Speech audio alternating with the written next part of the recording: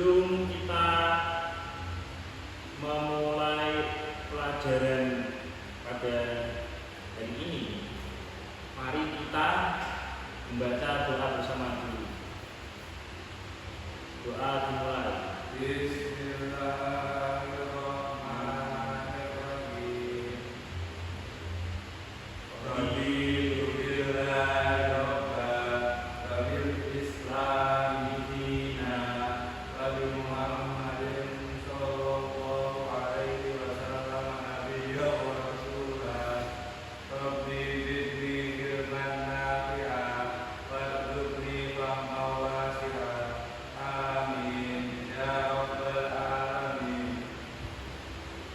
Baik teman-teman, kita akan mulai pelajaran pada hari ini dengan tema pelajaran hari ini dengan tema membudayakan musyawarah. Ya benar? Benar. Membudayakan musyawarah. Ya, kita mulai. Alhamdulillahirrahmanirrahim. Segala puji bagi Allah yang telah memberikan kita nikmat iman Islam dan kesempatan untuk terus belajar.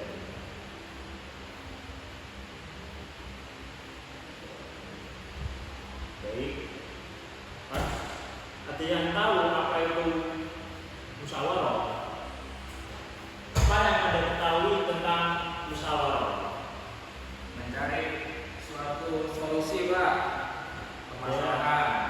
Ya, apalagi Sama-sama. terus kamu apa? Diskusi. Ya, kamu musyawarah apa? Rapat. Ya. Pada pelajaran kali ini kita akan membahas salah satu ajaran yang paling penting sekali dalam Islam yang sangat relevan dengan kehidupan sehari-hari, yaitu musyawarah. Musyawarah bukan hanya sekedar diskusi dan sekedar rapat. Musyawarah itu, tetapi musyawarah merupakan nilai Islam yang diajarkan langsung oleh Al-Quran dan Hadis sebagai cara terbaik dalam mengambil sebuah keputusan.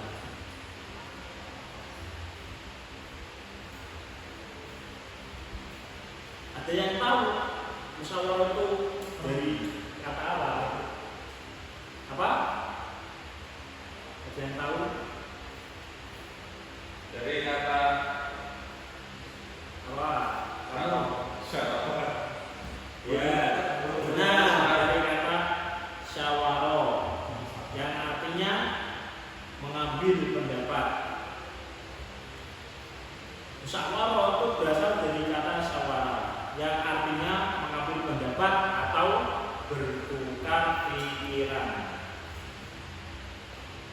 Dan menurut istilah, musyawarah adalah proses pembahasan suatu persoalan bersama-sama. Proses pembahasan suatu persoalan bersama-sama untuk mencapai keputusan terbaik demi kemaslahatan bersama. Apalagi proses pembahasan suatu persoalan bersama-sama untuk mencapai keputusan terbaik demi kemaslahatan bersama. Terus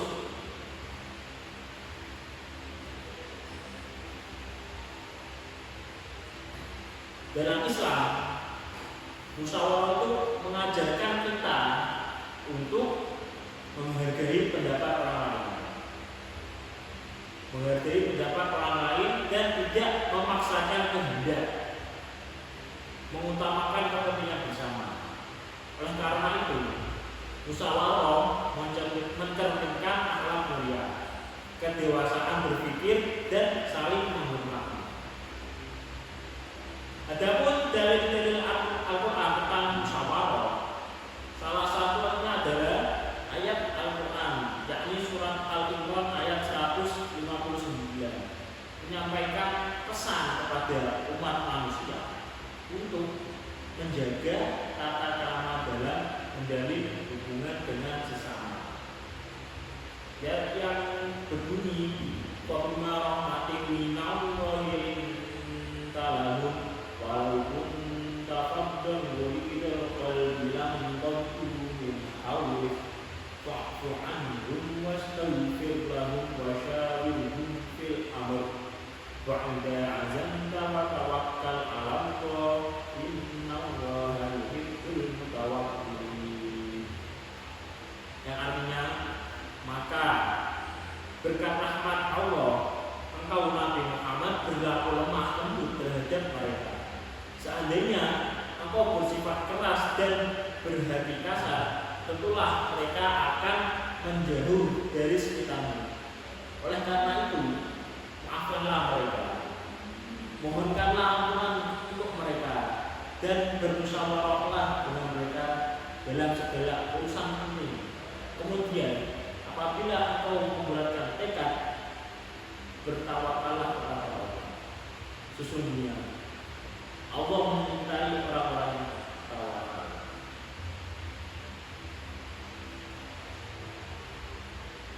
Ya anak, penjelasan dari ayat di atas, ayat ini berisi tentang perintah Allah. Perintah untuk apa? Perintah untuk melakukan musyawarah, perintah untuk bermusyawarah. Melalui ayat ini Allah menjelaskan kepada kita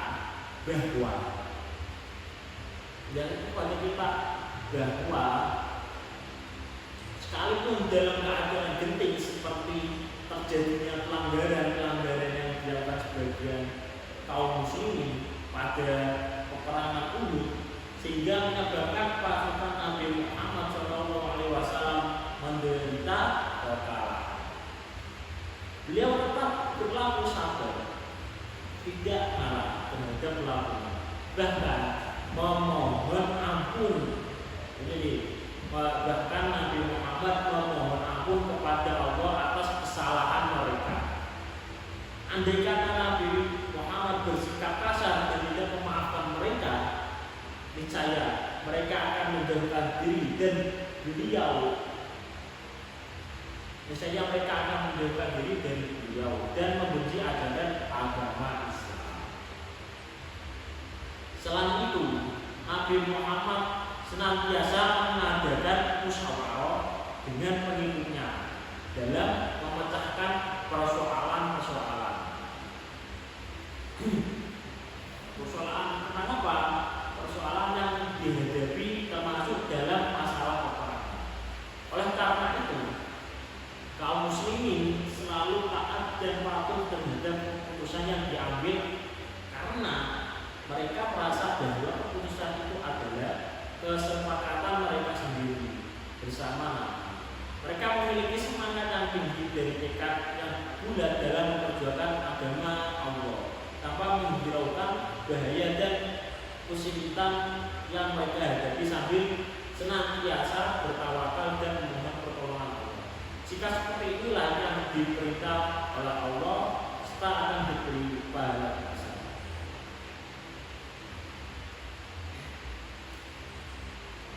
Dan ini ada tafsir dari Ibnu Katsir dalam kitabnya Tafsir Jilid 2 halaman 108 menjelaskan bahwa ayat tersebut yaitu ayat Al-Quran surat Al-Imran ayat 159 yang ditujukan kepada Nabi Muhammad SAW, sikap lembut Nabi yang berasal dari kata lain bersumber dari rahmat yang dianugerahkan kepadanya. Dari rahmat inilah Nabi ditunjuk kelembutannya dan dalam bersikap kepada kaumnya.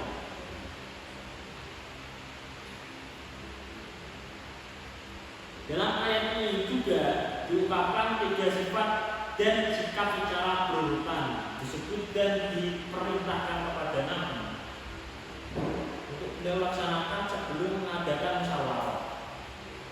Kemudian ketiga hal ini walaupun tersendiri.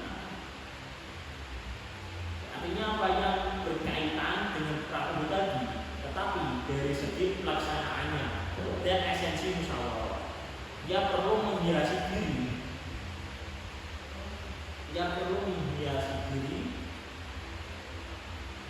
Untuk dia melaksanakan sebelum mengadakan musyawarah, menyebutkan 3 hal, walaupun dalam segi kompleks turunnya ayat tersebut. Dia perlu menghiasi diri Rasulullah SAW dan setiap orang yang mengadakan musyawarah.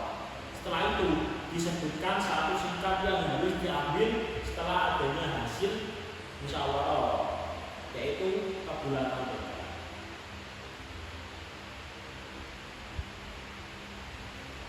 3 sifat itu apa saja? Yang pertama yaitu berlaku lemah lembut. Yang pertama itu berlaku lemah lembut, tidak berhati keras dan tidak kasar. Seorang yang melakukan musyawarah, apalagi yang berada dalam posisi pemimpin, yang pertama ini ia harus hindari ialah tutur kata yang kasar serta sikap keras kepala dan otoriter. Karena jika tidak, maka mitra musyawarah akan bertebaran dan pergi. Sifat yang kedua yaitu sifat memberi maaf dan membuka lembaran baru.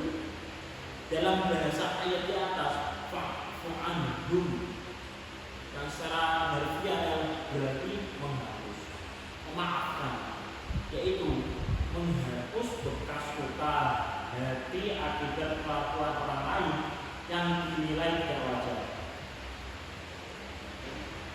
Yang ini perlu karena tiada musyawarah tanpa orang lain, sedangkan kecelakaan pikiran hanya hadir bersama dengan sirnanya kekeluhan hati orang-orang yang bermusyawarah. Di lain pihak, musyawarah harus menyiapkan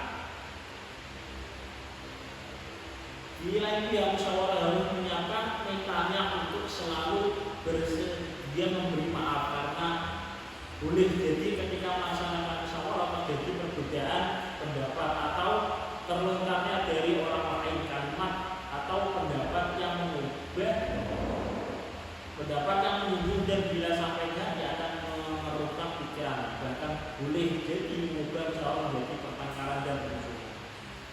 Sifat yang ketiga yaitu harus mengiringi musyawarah adalah permohonan anugerah kepada Allah. Pesan terakhir ayat ini adalah konteks musyawarah adalah apabila telah hingga tekad, laksanakanlah dan berserah dirilah kepada Allah. Sesungguhnya Allah menyukai orang yang berserah diri kepada-Nya. Rasulullah SAW adalah teladan utama dalam musyawarah.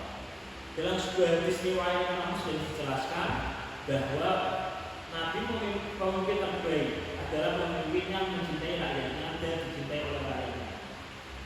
Pemimpin yang tidak bersikap otoriter tetapi membuka ruang dialog dan bermusyawarah.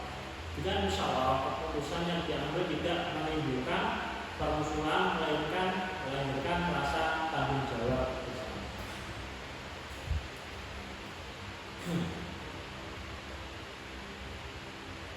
Dengan musyawarah, keputusan yang diambil tidak menimbulkan permusuhan, melainkan rasa tanggung jawab bersama. Bagaimana sih penerapan musyawarah dalam kehidupan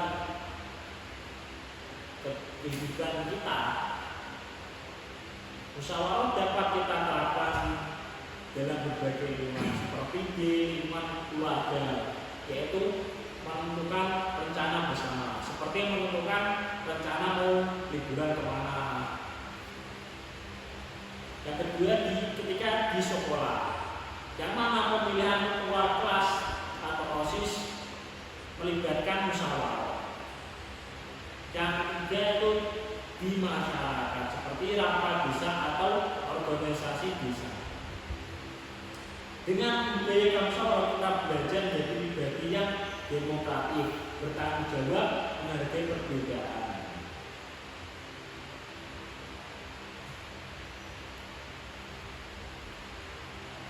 Dari teladan Rasulullah tersebut kita belajar bahwa musyawarah bukan sekedar menyampaikan pendapat, tetapi proses mendewasakan diri, melatih kerendahan hati dan menyembuhkan tanggung jawab bersama. Inilah makna pembelajaran mendalam ketika nilai tidak hanya dipahami tetapi dihayati dan diamalkan.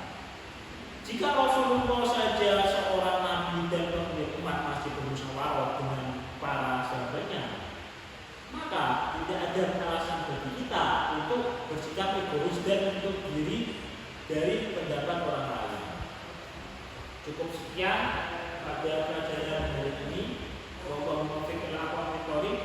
Wassalamualaikum warahmatullahi wabarakatuh.